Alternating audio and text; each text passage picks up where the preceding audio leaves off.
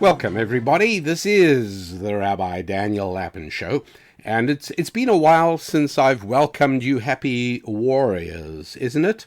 So let's say welcome to all you happy warriors, you eager devotees of the Rabbi Daniel Lapin Show, all of you spiritually grounded in everything that is life-affirming.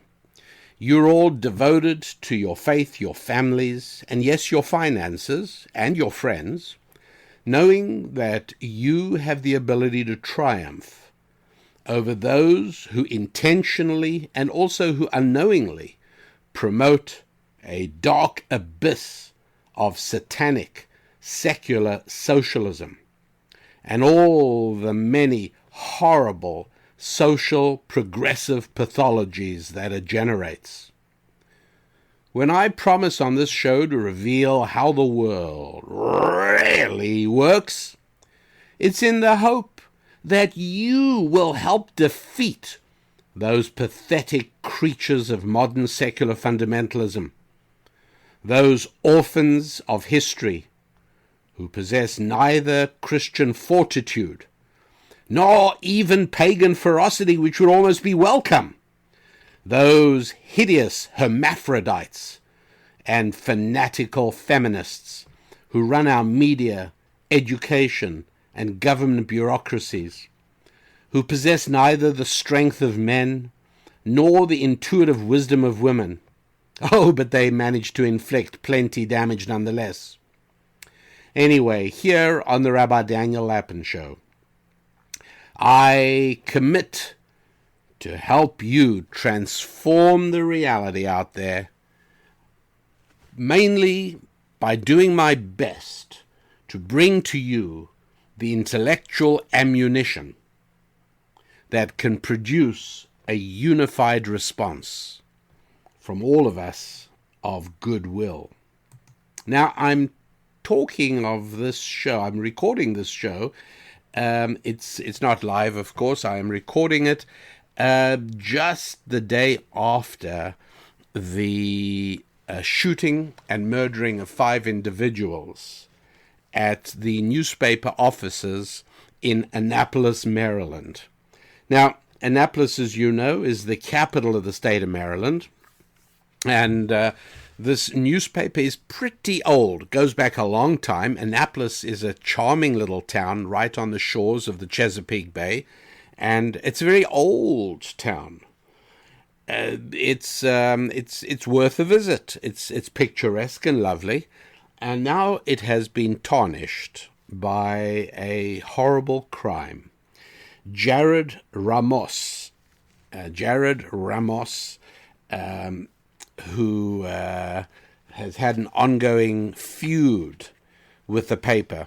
He's a guy who seems to sort of harbor grudges. He also began spooking out a woman he met on Facebook. I think it was on Facebook. And she eventually, in terror, she claims she actually moved states to get away from him. He himself is a resident of Maryland, one of the outlying suburbs of Baltimore, and he went in with a shotgun and murdered 5 people at the newspaper. Now, that's about as much as I'm going to say about this. The reason I've explained before. Number one, I like these shows to be evergreen. There are plenty shows that are news-related shows. There are plenty shows that, as a result of being news-focused, become stale within a few days after their production. I prefer for these shows to be perennially useful. And so for that, I'm not going to spend a lot of time on the news. However, what I will do is discuss some of the intellectual ammunition that we can all use in analyzing and understanding what it is that's going on, and perhaps even more importantly, to analyze and understand some of the responses to this particular event that you encounter in the media all the time. And so, as far as the information is concerned, I'm sure that by the time you hear this, there's already going to be more information about it. You know as much as I do, and if you want to, you can even know much more than I do by just spending a few minutes online and taking a look about it. So I'm not going to tell you any more about what happened or what didn't happen, but we certainly should do a little bit of analysis of what happened and the way it is being reacted to in the media. Okay, so 3 points I'm going to discuss. The first one is that the reaction has been real but muted. Obviously, had it been 5 children shot in a school, it would have been much bigger. It is possible that had the weapon been handguns instead of shotgun, it's possible that might have been more of a factor as well. I don't know. But that it would have created a far stronger reaction had it been children at a school, I don't doubt for a moment. And I don't think that's a good thing. What that observation tells me is that things are emotionally driven today. And that is very damaging to a culture. You know, let me just remind you of something which I speak about from time to time, right? But look, you have things you want to do with your life. There are accomplishments you want to achieve. There are things you intend. All of that depends on continuity and predictability. For you to be able to live your dreams, you've got to be in a society that is to some extent predictable and to some extent continuous and stable. When a society begins to react emotionally to things, watch out. It's a very big problem. And this is entirely emotional because there is no objective reason to regard the murder of children as more serious than the murder of adults. If anything, one could probably make the case, which I'm not going to try and do, of the reverse. Right? You could say that adults may have dependents. Some of the people who were killed, they might have had spouses, they might have had children, they might have had people who depend upon them. That makes their death a bigger tragedy, right? You could say that their lives are already on track, whereas with children, anything could happen. You know, children have accidents. So, look, none of this makes any sense. And all I'm saying is that in a stable legal system, there is no difference in murder if you murder a child or if you murder an adult. Murder is murder.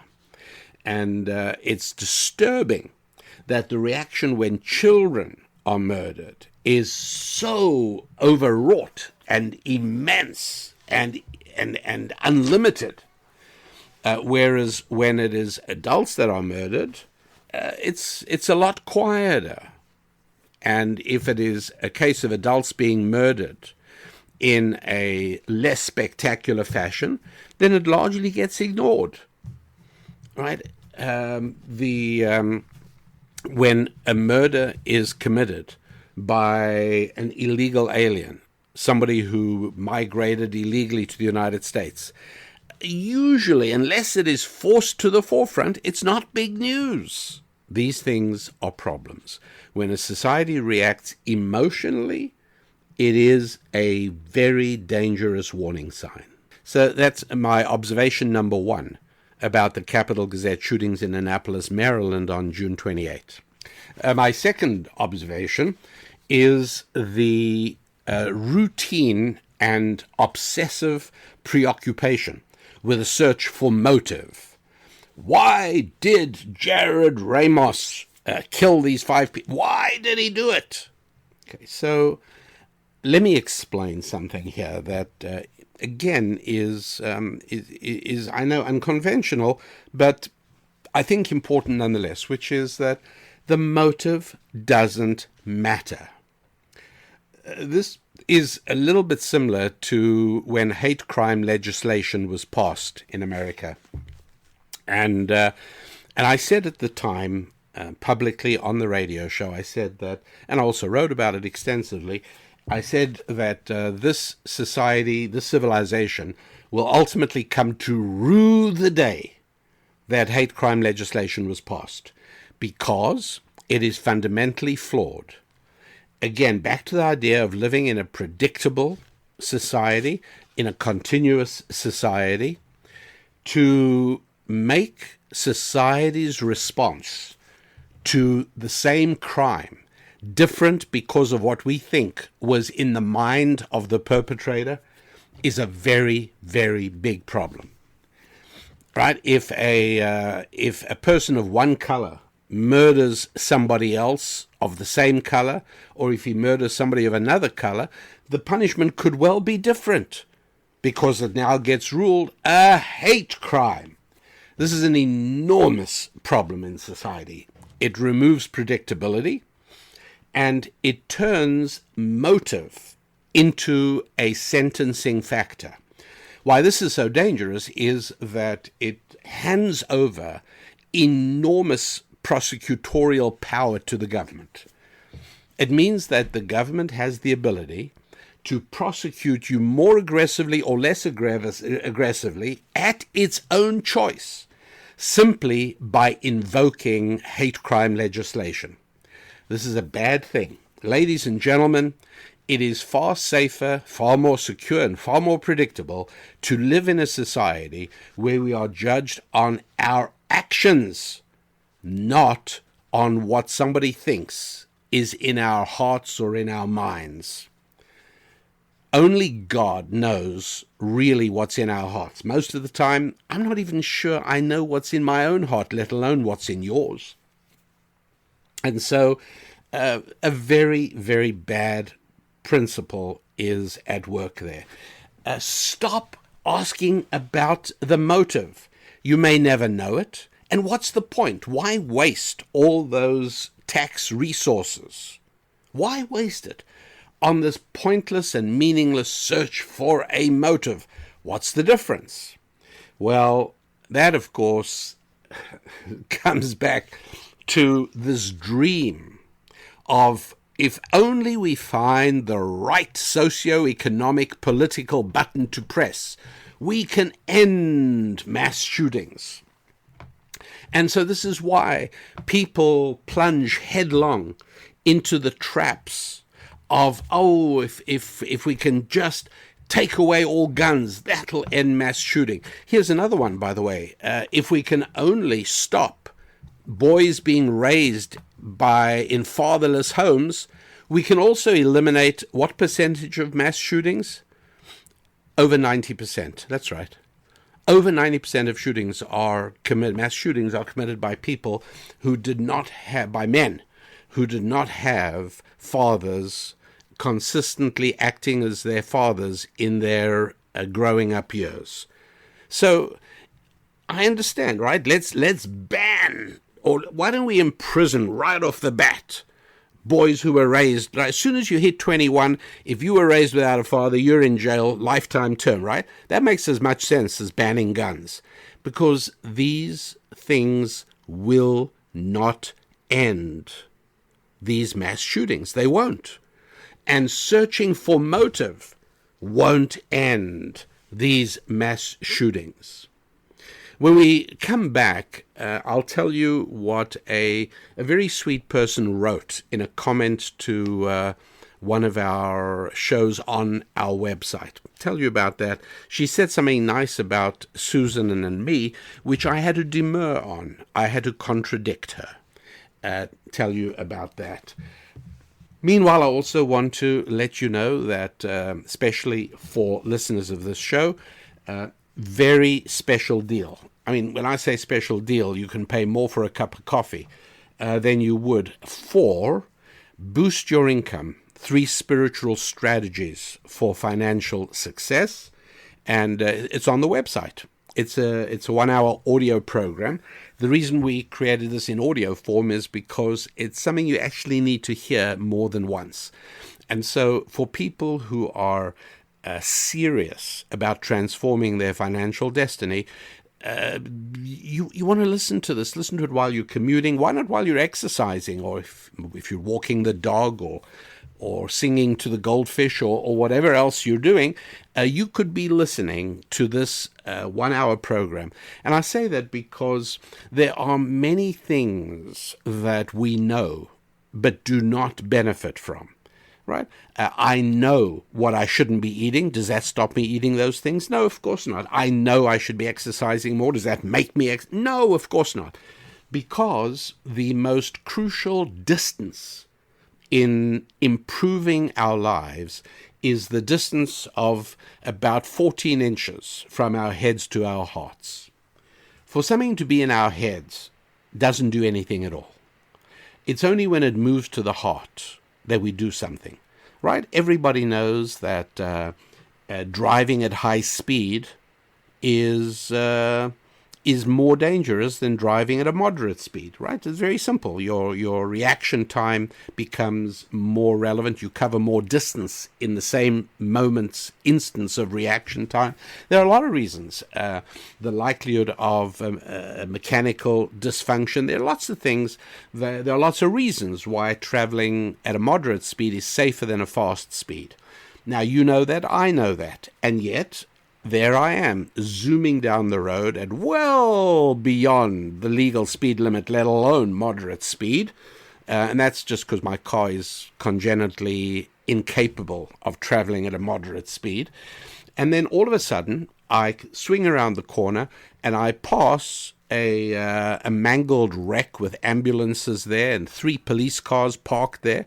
How do you think I drive for the next hour? You got to see me. I'm like a model driver. Speed limit, moderate speeds, both hands on the wheel, 10 past 2, there, or 10 past 10, I should say. What changed? Any information? No. Whatever I knew about high speed then, I knew now. Whatever I know now, I knew then. What's changed? All that's changed is that seeing an accident moved the information from my head to my heart. Logically, if it's left only to the head, I should have continued speeding, because the fact that there were 3 police cars parked at the wreckage means that there's likely less police car resources up ahead, so I can speed in even greater safety. But you see, when I saw that, it moved the information from the head to the heart, and we change our behavior in accordance with what happens in our hearts more than what happens in our heads. And so certain very important information from ancient Jewish wisdom, information that needs to make that distance, that travel distance, that jump of 14 inches, I usually try and make that available on an audio basis, because when you hear it a few times, you are able much more easily to allow that information to penetrate your heart and not just remain in your head. So it's called Boost Your Income, 3 Spiritual Strategies for Financial Success. And if you go to the website, you'll see it there. It's RabbiDanielLappin.com. RabbiDanielLappin.com. Okay, so hop in there and take a look at Boost Your Income, and also make sure that you are able to take a look at the most recent issues of Thought Tools, of Susan's Musings, and of Ask the Rabbi. You can also go back and look at earlier ones, and you can also make sure that we have your email address, so that if there is any important information about the show, we can convey that to you as well. So all of that at RabbiDanielLappin.com. Back with you in just a moment. Welcome back, everybody, to the Rabbi Daniel Lappin Show, where I remind you that the more that things change, the more we need to depend upon those things that never change. And one of the things that we have to remember never changes is that we must judge one another by actions, not by thoughts. We must judge by results, not by intentions. Okay?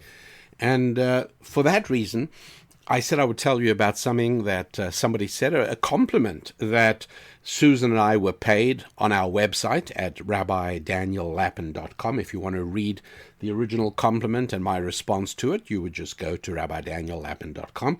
But essentially what this charming lady said was that she loved watching our daily television show at tct.tv, and that's the Ancient Jewish Wisdom Show. Again, at our website at rabbidaniellapin.com, you can find a link to watch the show every day if you're interested. Anyway, she was a rabid fan of the show. She loved it. And the truth of it is that one of the nice things about the television show is that Susan and I do it together. And because it is not rigidly scripted, you actually get to see, the very natural and normal interactions between us as husband and wife. And, there are times where, let's just say that we both probably reveal more than we would be comfortable revealing if we thought we had a choice about it. But since it is a live recorded show that, as I say, is not meticulously scripted, we just come across the way we come across, the way we are.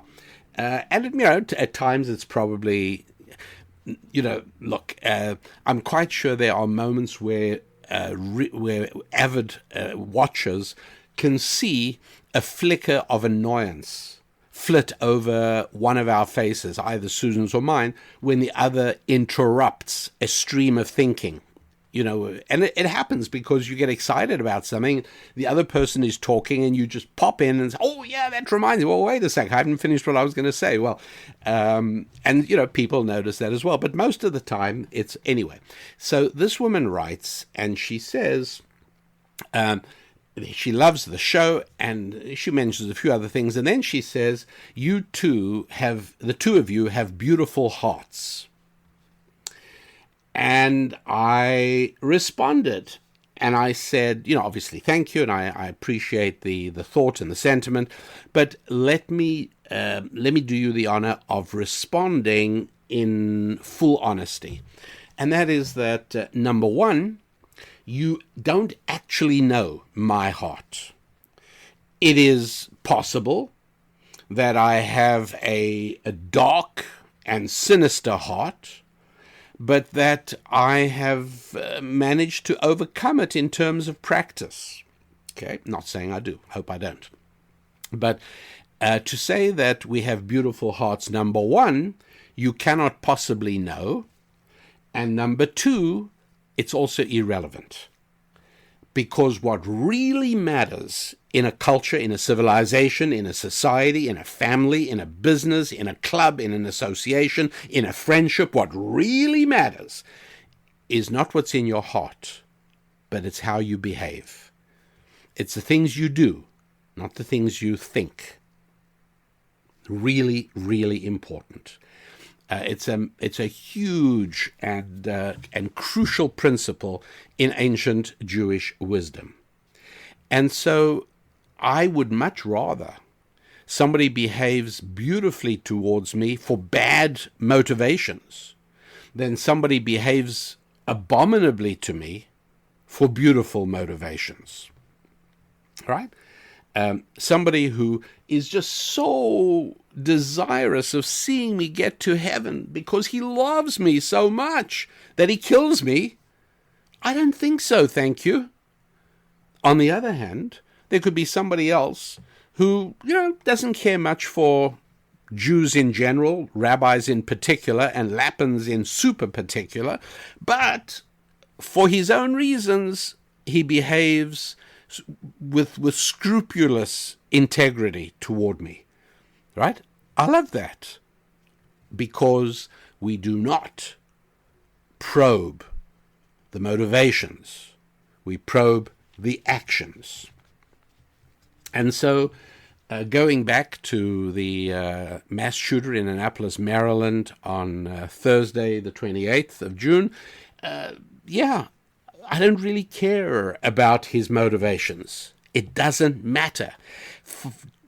wasting resources on trying to uncover it, pointless, really a waste, because there is absolutely no way that you are going to be able to prevent similar occurrences in the future by knowing what motivated him around this time.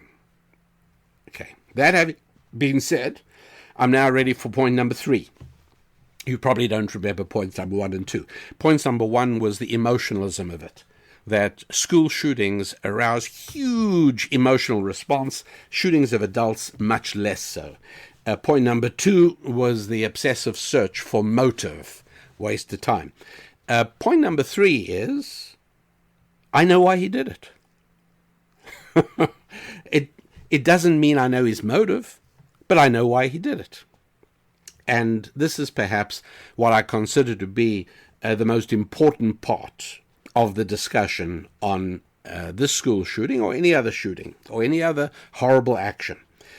For instance, on exactly the same day, on Thursday, June 28th, a guy called Fernando Lavano, who by all accounts, hardworking guy with a solid job, 37 years old, father to 3 children, is walking to work in the morning, and 2 thugs in their early 20s. At the time I'm recording this, only one has been caught so far. His name is Luis Rivera, 22 years old. They're crossing a road in opposite directions, and Luis Rivera, out of the blue, takes a huge swing into the face of Fernando Lavano, knocks him out cold. Lavano and you can see on the video, by the way, it's sickening, that his head hits the ground with a horrible thud, and indeed he has a skull fracture. He's in critical condition.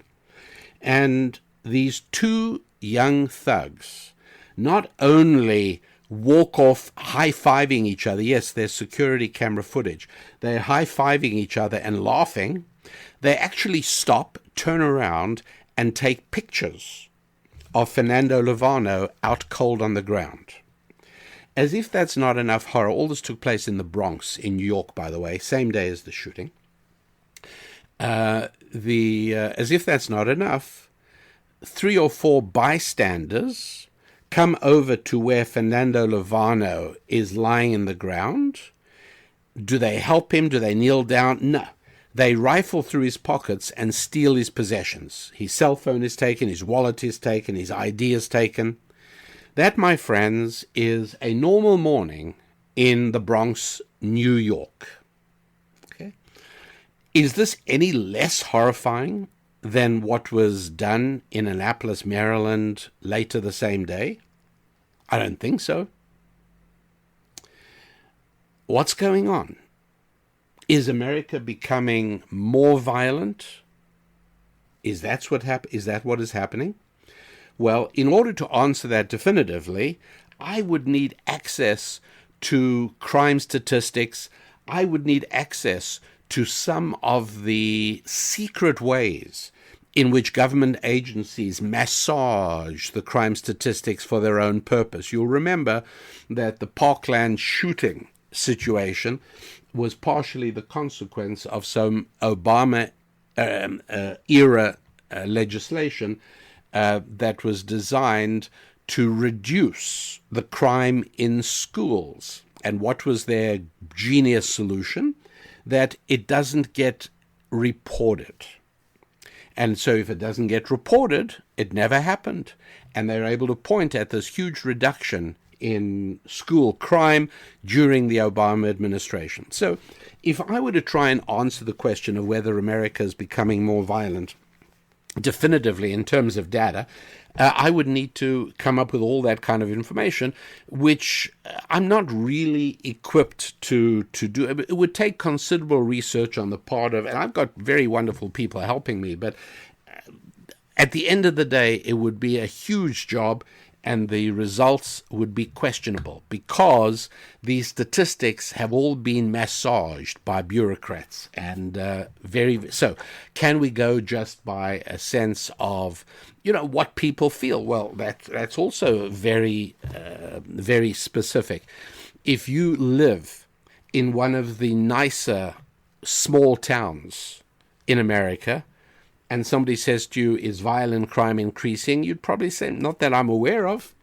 If you happen to live in the Bronx, and last Thursday, you watched poor Fernando Lovano having his life ruined, you might say yes. So again, it would be anecdotal rather than data-driven. So what can I say to the question of is violence increasing? My answer would be that it would have to be. It would have to be. So I can't tell you exactly to what extent. I can't tell you the rate of increase. I can't even tell you for sure if it is. But I can tell you that it should be increasing. Why is that?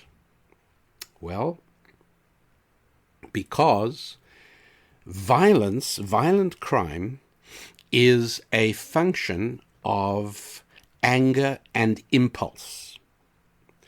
And impulse and anger are controlled by strength of character, which is being taught to fewer and fewer children in America today.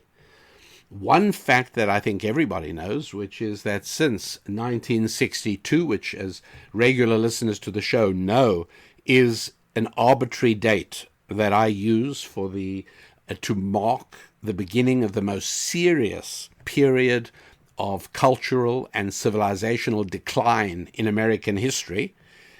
I think everybody knows that the percentage of children born to single mothers, children who are going to be raised without their father in their lives, everyone knows that number has gone up tremendously.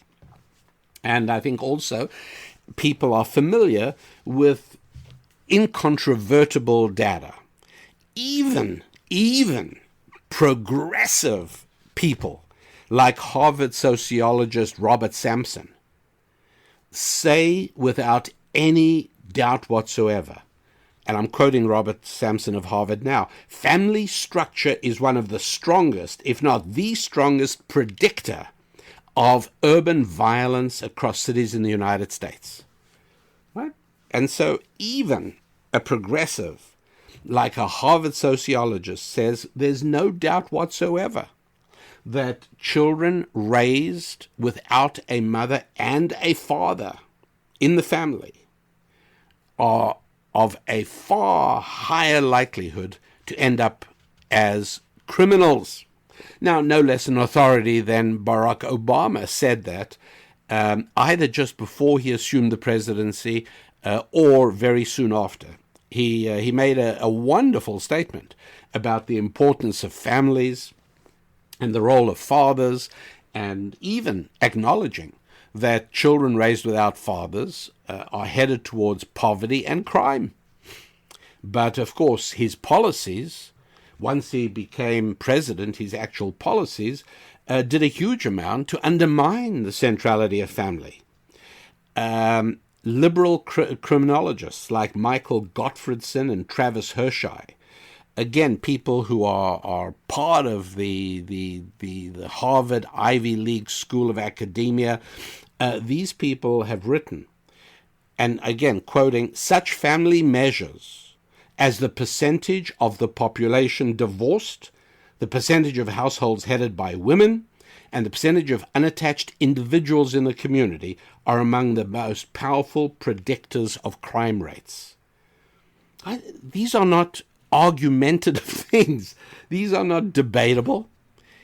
If you really wanted to cut back on crime, it's not so much a case of removing guns as it is a case of making sure that children are not born to single mothers. I mean, now you can't say this, right? But it's true.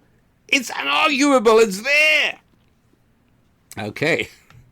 All right. Well, what has all this got to do with the shooting in Annapolis, Maryland? I'll explain coming back in just a moment. But first of all, the website, rabbidaniellapin.com. I know that the regular listeners of the show probably already know the website. You probably visit from time to time. Newcomers, make a note of it, rabbidaniellapin.com.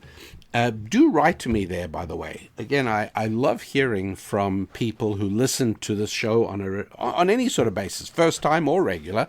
And I love hearing your reactions. I love hearing your response to specific topics or anything else on your mind. And I do respond, as many of you have discovered, I respond to a goodly proportion of the letters we get. Now, if it's a long letter with many complicated questions, I'm probably going to do no more than acknowledge the letter. But other letters I do respond to meaningfully. So anyways, rabbidaniellapin.com is the website. And make sure you are on our mailing list for one or two or all three of our weekly mailings: Thought Tools, Ask the Rabbi, or Susan's Musings. And there are a lot of advantages in being on those lists and receiving those things. Take a look at them at rabbidaniellapin.com. And finally, a big thank you to all of you who continue helping to promote the show. The show's listenership continues to grow, which I find very valuable because I'm stimulated by audience. I can't tell you how much easier it is to give a speech to an alert, attentive, and vibrant audience than it is to speak into a microphone. That's a lot harder. But knowing that at the other end of the microphone are now tens of thousands of eager ears, well, that works well for me. So those of you who've been doing such a great job winning us new audience, appreciate it very much. Quick break, and back to you with the Rabbi Daniel Lapin Show in just a moment. We're back, everybody, the Rabbi Daniel Lapin Show, where I, your rabbi, reveal how the world really works.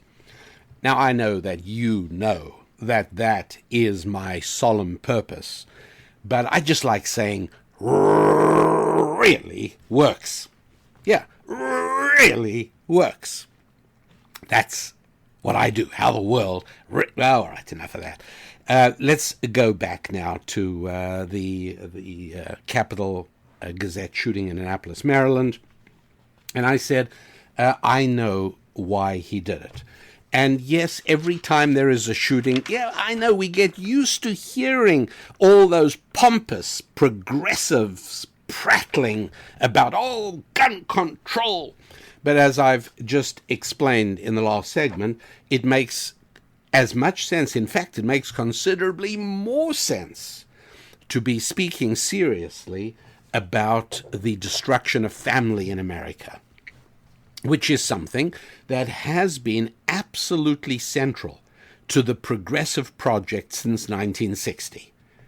Everything that can be done to undermine family and marriage has been done. And so, really, the blame for rise in crime, rise in violence can be placed entirely at the feet of the leftist, liberal, progressive project, destroying marriage. Because one thing that is truly beyond debate, something which nobody can substantially defy or contradict, is that 90% of violent crime, that's right, 90% of violent crime is committed by 12% of the population. Single males raised without a father. How much clearer does this all have to be? It is extremely unusual for a departure from that pattern. Okay, so that being the case, what did I mean when I said I know why Jared Ramos murdered 5 people in Annapolis, Maryland on Thursday, June 28th? What did I mean by that? Well, he did it because he wanted to. He was angry, he was resentful, but bottom line is, he wanted to. Why did Luis Rivera knock out an innocent passerby, Fernando Levano, fracturing his skull, changing his life forever? Do you want to know why he did it? What motive could Luis Rivera possibly have had? It's simple. He wanted to do it. Now, it sounds self-evident, so don't turn me off in disgust yet, because I'm going to elaborate on what I'm actually getting at here. I'm speaking about character. My friends, when we speak about character, what do we mean by that strange word? And it's a strange word because the overwhelming majority of young people being subjected to indoctrination in GICs. GICs, as you'll know, is the correct term for what used to be known as public schools. GIC is a government indoctrination camp. And today, in government indoctrination camps, you do not find the word character being spoken about, other than oh, what a character he is. But the idea that there is such a thing as great human character and low human character is completely unacceptable. Because in order to be able to use the word character, you also have to be able to use the word values or value system. And as long as our society has decided that diversity and multiculturalism are the ultimate good, and we reject the idea of any value system being better than any other value system, it is impossible to speak about character. So let's spend just a moment, and I'm asking you to think about this for a moment. If you had to define the word character, what would you do? What would you say? Right? What is the definition of character? Well, it is, I know some people say, well, character is behaving well when there's nobody around. Okay, I mean that's valid. It's not wrong, but more specifically, character means acting in accordance with the head rather than the emotions or the body. So we've got three areas as human beings, and this is not only, it's ancient Jewish wisdom, but you could also get this from reading Shakespeare. If you knew Shakespeare well, you'll see that Shakespeare clearly knows what I'm about to tell you. I know it from ancient Jewish wisdom, and then I got all excited when I discovered that it was in Shakespeare as well, and it's in other places too. But it's also, by the way, self-evident. If you sat and thought about it, and then I said to you, so what drives human behavior? You'd probably come up with these three things as well. The first one is the head, right? It's the intellect. It's where our system of values is recognized, acknowledged, and validated. The second area that drives us is our emotions.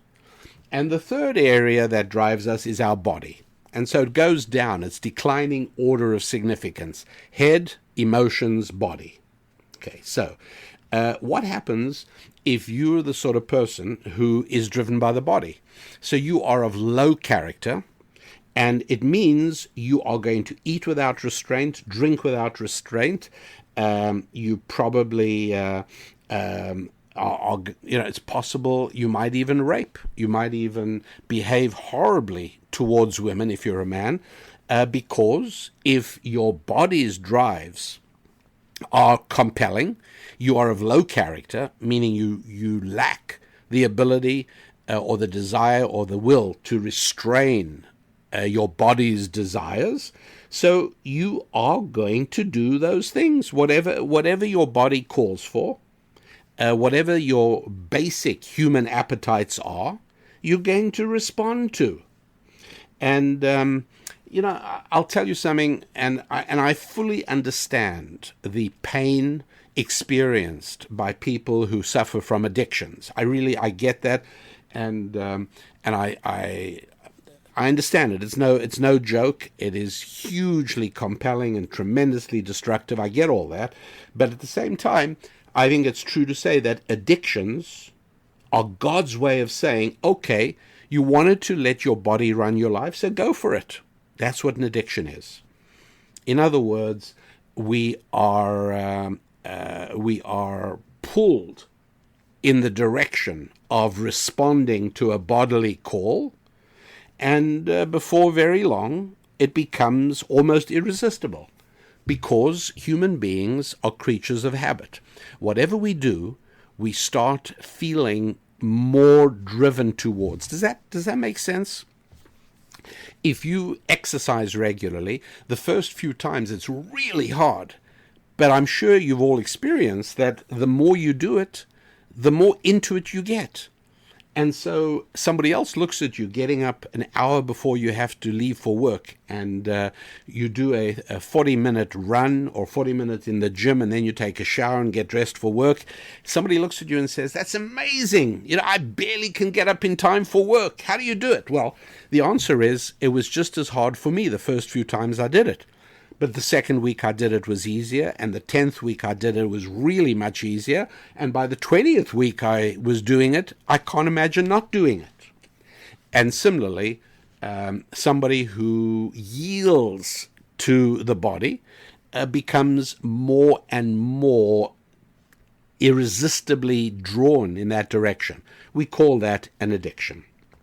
And so not reacting to the body requires character. It's not that easy, but that's part of what character means.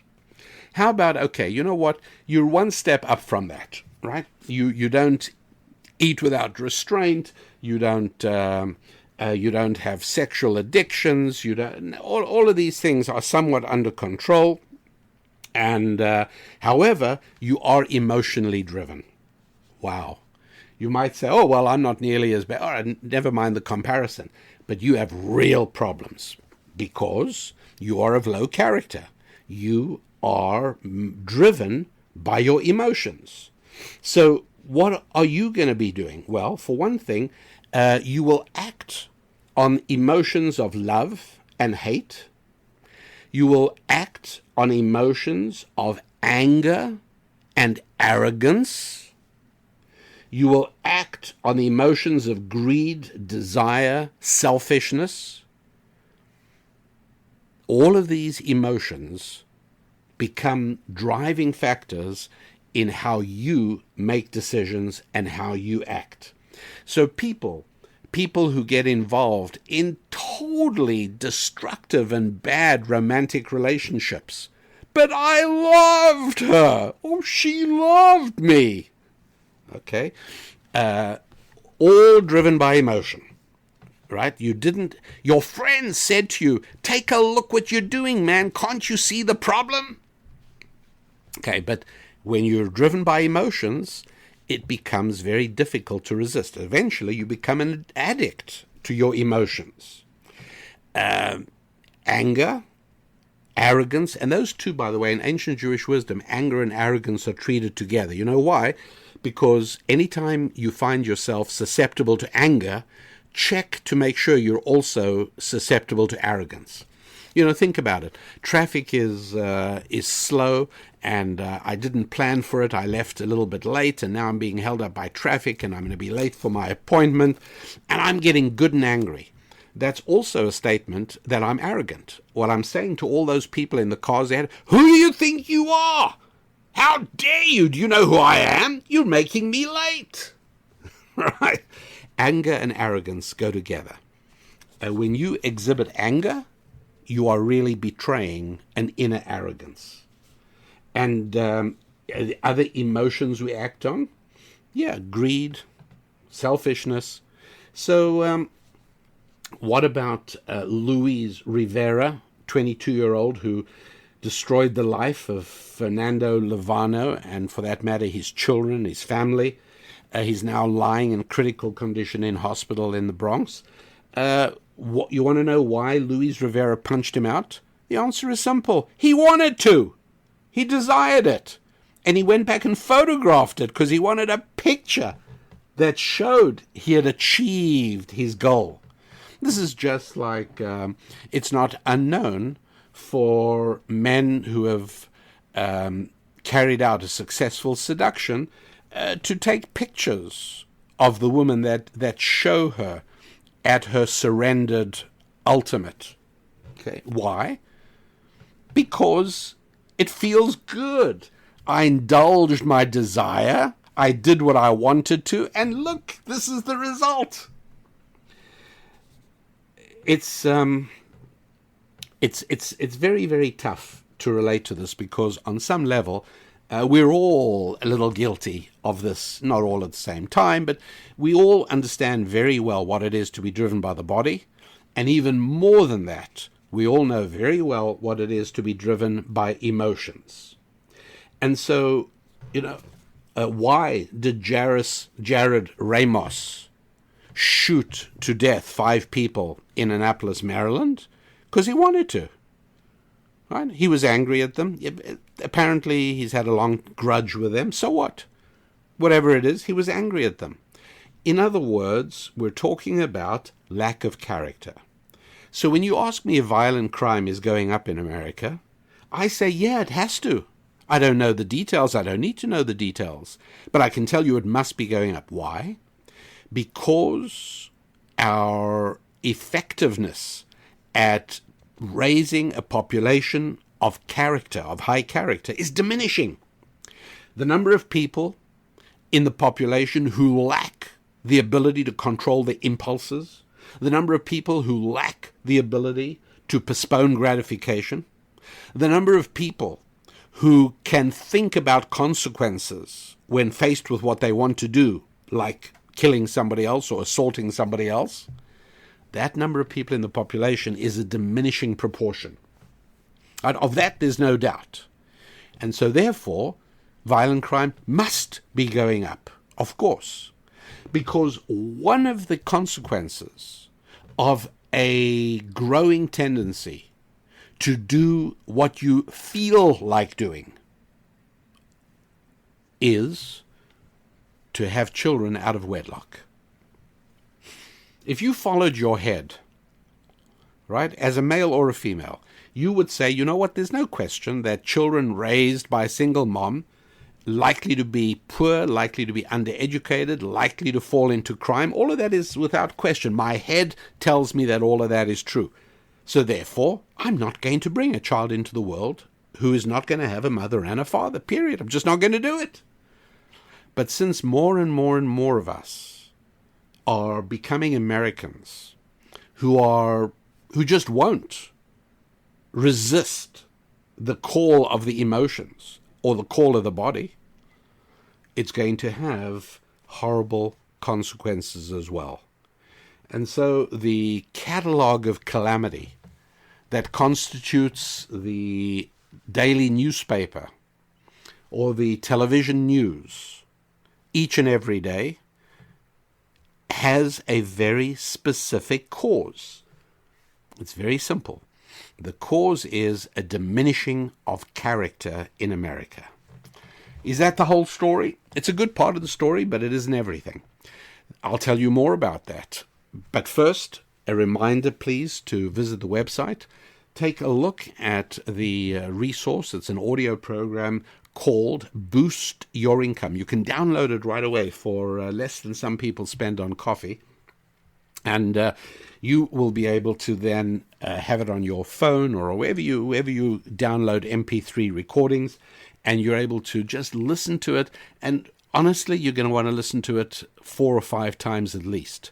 Not because it's so, it's not beautiful poetry or magnificent music. No, it's hard, true information, which if you can successfully move from your head to your heart, can change your life. It's called Boost Your Income, 3 spiritual strategies for financial success, and you will find it at rabbidaniellapin.com. Back with you in just a moment. Welcome back, everybody. The Rabbi Daniel Lapin Show, where I cherish the opportunity of every week spending time with you, revealing how the world really works. You know, as I think I told you 2 weeks ago, I recorded the show, although I didn't say so at the time. I recorded the show in the city of Rome, where I was for a few days on some personal business. I celebrated a family wedding. And during that time, I became immensely aware of what the Imperial Roman Empire was and what it achieved. I think I've told you a little bit about the things I saw. Again, I'm sure many of you know far more about Rome than I do, and I don't know if I'm going back. I can't say I'm sort of drawn back, but what I saw was interesting. I didn't do a lot of running around, but I certainly did get a flavor of what an amazing structure that was. The Roman Empire, in about 2,000 years ago, it covered an area bigger than North America. Now, admittedly, part of it was the Mediterranean Ocean, obviously, but in terms of sheer distance, one could say that that is a larger feat than it would have been administering an empire of that area, which was like North America, one landmass where you can just build roads. My point is that no radio, no internet, no telegraph, no telephone, and yet they were able to build an empire. It reached from Egypt, from present-day Israel, all the way in the other direction to the British Isles. How do they do it when the journey to those places from Rome has to have taken, at the very least, weeks, right? I would have to think weeks, at the very least. And how did they do it? Well, partially they did it in a very similar way to the way that the Third Reich operated under Adolf Hitler. And that was the Führerprinzip. In German means the Führer principle. Führer is the German word for leader with a capital L. And the bottom line was that everybody understood what Hitler wanted. Hitler was not like any contemporary politician who says one thing on Monday and another thing on Thursday. Hitler was brilliantly consistent. If you read the things he wrote in Mein Kampf, long before he came to power, and you read or listen to his speeches, in 41 or 42 or 43, you won't hear any difference. He was absolutely consistent. Everybody knew what he wanted, and there was a system of each person being responsible and accountable to the person above him, the person above him. And this was, by the way, the young people's youth organizations, the Hitler Youth, the Hitler Jugend. All of these things worked on the same basis, which is that everybody had a direct line up to the Führer, to Adolf Hitler, and you didn't need to be told every minute what everyone was supposed to be doing. By the way, modern Islamic Jihad works in exactly the same way. Western governments like Canada, for instance, have somebody murdering, a Muslim murdering people in Ottawa, and then they say, well, it seems to be an isolated incident. It doesn't seem to be terror-related because he wasn't in contact with any other Muslim. He didn't need to be. They don't understand this principle, that as long as an entire worldview is coherently, consistently and continuously enunciated, and everybody hears it again and again and again, and it moves from their head to their heart, you don't need to be giving everybody directions all the time. And that's pretty much how the ancient Roman Empire worked as well. The principles of operation were very clear, and the lines of authority were explicit, and they went all the way down, and everybody knew what they had to do and what was expected, so they didn't need to constantly be radioing or telephoning back to headquarters for specific information. There were occasional snafus, obviously, but by and large, that's how it worked. And when that began to collapse through the corruption and lack of character of the emperor structure and of the Senate, when it no longer became reliable, that's when it collapsed. But as long as the cultural message was consistent and continuous and was articulated reliably and all the time in that way, the empire lasted and was able to last. And the same thing is true for American civilization as well. And here I cannot help but allude to immigration in the same way that it has dramatically impacted Sweden and Norway and Denmark and Holland and the United Kingdom and Germany.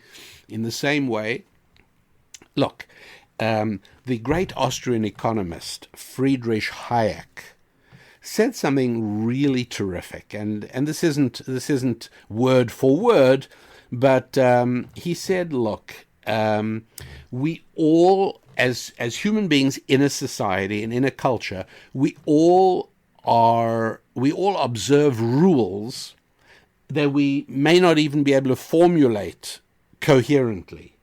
There may be rules that we couldn't even articulate, but we follow them nonetheless. And he gave a good example. He said, look, watch a group of people sitting in a coffee shop, and they're relaxing and they're chatting, or maybe they're having a meeting, but whatever it is, watch and you will see the rules that, by the way, do not apply in a Turkish coffee shop or in an African village, because people in that coffee shop are effortlessly keeping all sorts of rules, and they're doing it almost subconsciously. It's not as if they have a list of rules written down on the paper in front of them and they're constantly paying attention to them. No.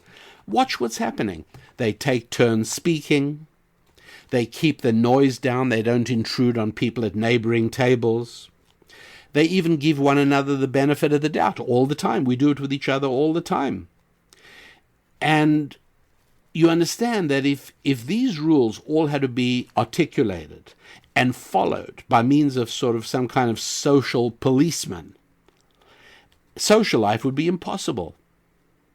And it's equally obvious, I think, to say that a huge influx of outsiders who have never been initiated into these local rules can and will cause a massive disturbance for this reason. It's really important to understand that. And that's the kind of thing that we are dealing with as well. And so what's happened is that as the rules have evaporated in a pell-mell, headlong rush into the beauty of diversity and multiculturalism, what that has always been is people of different genders and races all agreeing. There's no diversity. They all agree on the values of progressivism. And all the values of progressivism are focused on shattering those unspoken cultural rules that make civilization possible, and that at one end make a get-together at the local coffee shop possible, and at the other end makes the creation and maintenance of a great civilization or a great empire feasible. So it's really important. And again, character. We're not teaching character anymore, because character means there has to be a value system. And since we've thrown out any values that do not revolve around tolerance, compassion, those aren't values. Those are sentiments. And so as civilization declines in America since the early 60s, values have become more diffuse, like a wisp of cloud on a breezy day. The values become impossible to lay your hands on anymore. And without values, well, it's impossible to have character. And those values in America have always been Judeo-Christian based. Last week I spoke about a speech that President Grover Cleveland gave. No, it wasn't Grover Cleveland. I'm sorry, it was President Calvin Coolidge gave at the opening of a Jewish center in Washington, D.C. in the 1920s. I think it was 25. And he spoke He spoke about how the municipal codes of towns throughout New England spoke about biblical rules, biblical values. So we got to understand just what is going on as we look around our society. Character is fading, which means more and more people are going to act in accordance with their emotions and in accordance with their bodily desires. And the result is going to be more illegitimacy, pardon me, not supposed to use that word, more out-of-wedlock births, more children born to single mothers, with fathers absent, oblivious, vanished, gone, never to return. And yes, more crime and more violence, no question about it. People argue, well, children don't necessarily need fathers. Two mothers works just as well. All right, let's not argue that point. Let's not say children need fathers. But what we can absolutely all agree on, because even progressives agree, society needs children to have fathers. Oh, yes, absolutely. And so we've got to remember that something I said a little bit earlier in the show, which is that for us to be able to fulfill our dreams, to be able to do the things in life that we intend to do, and to make of our lives the things we intend making of our lives, we need continuity and predictability.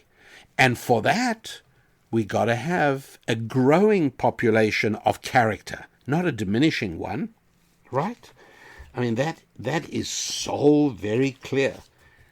As the number of people who are going to act emotionally and bodily, that means the society becomes more unpredictable, more frightening. And there are many other things as well that fall into the same category. It may not seem like a big thing, but property rights. Right? Again, this has to do with character, because it takes character to understand that somebody else's property is not your property. Because if you lack character, you're going to act on emotions and body. And your emotions are going to say, I want it. And you'll proceed to act in that way, in exactly the same way as you'll act on your anger.